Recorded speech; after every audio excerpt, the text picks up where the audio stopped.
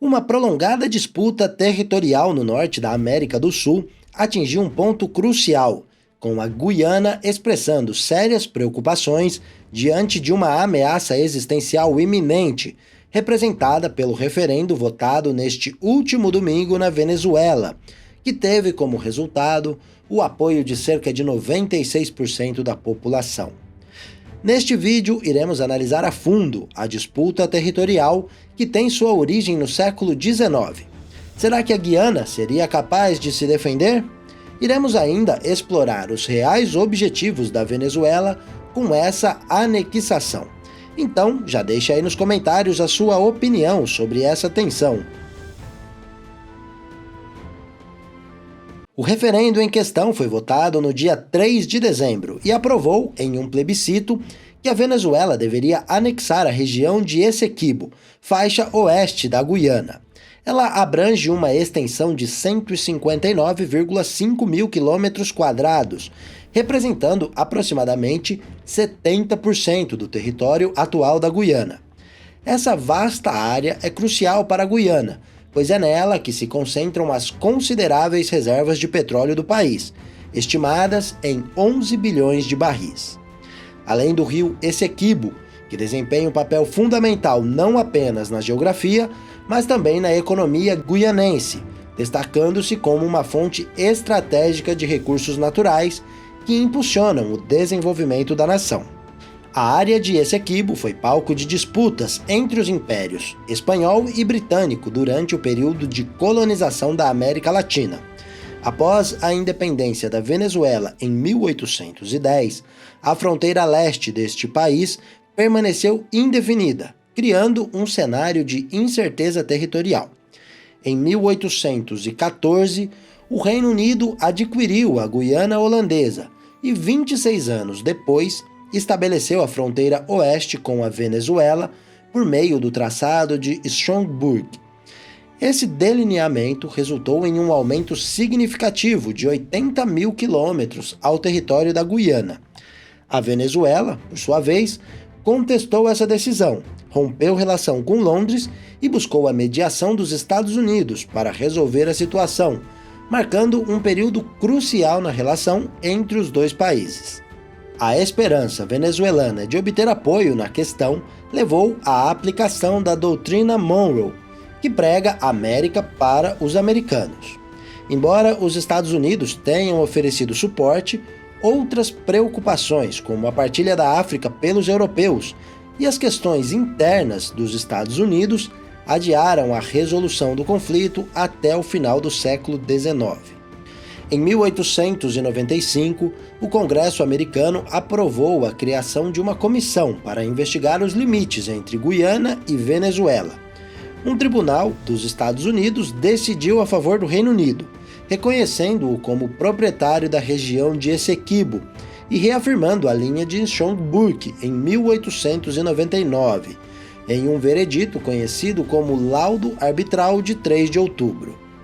Em 1950, a Venezuela alegou que o jurista russo Frédéric de Martens, que participou da divisão territorial, favoreceu os britânicos na decisão e levou a questão para a Organização das Nações Unidas, a ONU, em 1962.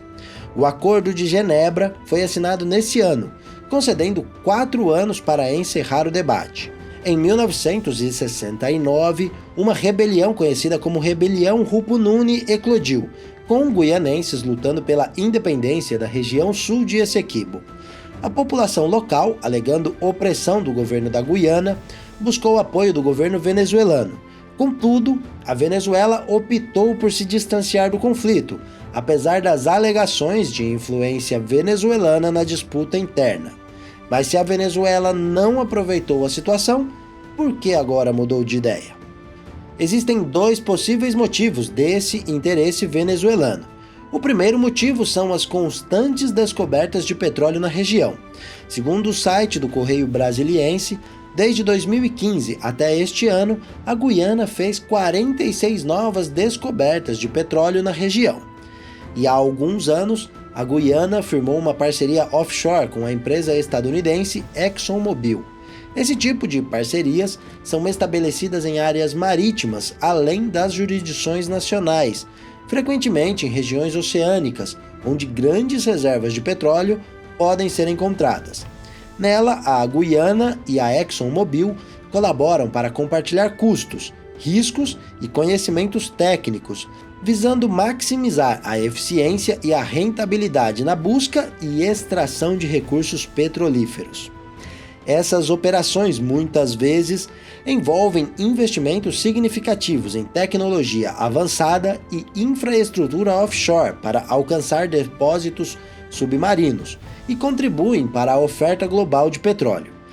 E é aí que entra o possível interesse da Venezuela, pois, segundo o pesquisador Leonardo Paz, do Núcleo de Prospecção e Inteligência Internacional da FGV, a Venezuela poderia estar interessada também na infraestrutura do país vizinho. O segundo ponto é que essa disputa de Essequibo desperta intensamente o sentimento nacionalista na Venezuela, representando uma das poucas temáticas capazes de unificar as diversas linhas ideológicas presentes no país. Seria uma tentativa de unificar o país, gerando um consenso de injustiça entre os cidadãos venezuelanos.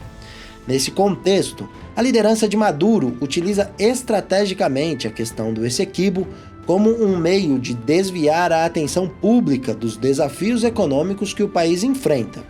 E assim, ele chegaria mais forte para as eleições que devem ocorrer no ano que vem. Dito isso, será que a Guiana teria condições militares de se defender? Vamos à nossa comparação militar, analisando primeiramente o efetivo dos dois países, que por sinal é muito desigual. A Venezuela possui mais de 120 mil militares na ativa, sem contar a chamada Milícia Nacional Bolivariana, grupo paramilitar formado por voluntários pró-Nicolás Maduro, que estima-se que tenha mais de 400 mil homens e mulheres integrando seus quadros. Enquanto isso, a Guiana possui apenas 4.600 militares na ativa e 3 mil na reserva. Quanto à Força Aérea, estima-se que a Venezuela esteja operando cerca de 22 caças russos Sukhoi Su-30 e 20 caças F-16, além de possuir alguns helicópteros Mi-35 e Mi-17, ambos de fabricação russa. O exército de Nicolás Maduro conta ainda com alguns helicópteros de transporte de pessoal. Enquanto isso, do outro lado, a Força Aérea Guianense praticamente não opera nenhum veículo de combate. Na Força Naval, a Venezuela é bem fraca. Ela conta com uma fragata antiga e 6 navios de patrulha oceânicos e algumas unidades de transporte de pessoal, enquanto a Guiana tem uma marinha praticamente inexistente. No que se refere à força terrestre, a Venezuela opera cerca de 350 tanques, no qual se destacam os modelos de cavalaria T-72, com cerca de 180 unidades, e os blindados de transporte de pessoal e infantaria BMT-3 e BRT-80.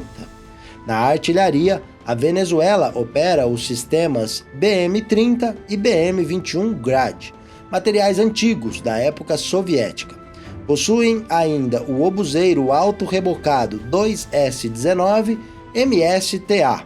Já a artilharia antiaérea venezuelana é bem forte, sendo a única da América do Sul a operar um sistema de médio alcance, com o S-300 russo. Já a Guiana possui alguns exemplares dos blindados Urutu e Cascavel, de fabricação brasileira. Possui ainda blindados espanhóis, VEC M1. Agora, em termos de artilharia, tanto de antiaérea quanto de campanha, é inexistente. Dessa maneira, a situação da Guiana é muito complicada caso fosse invadida e dependeria de apoio de países aliados. O Brasil já apontou que defende uma solução pacífica para esse conflito, mas nos últimos dias, moradores da fronteira do Brasil com a Venezuela, no estado de Roraima, avistaram movimentações anormais de tropas brasileiras no local.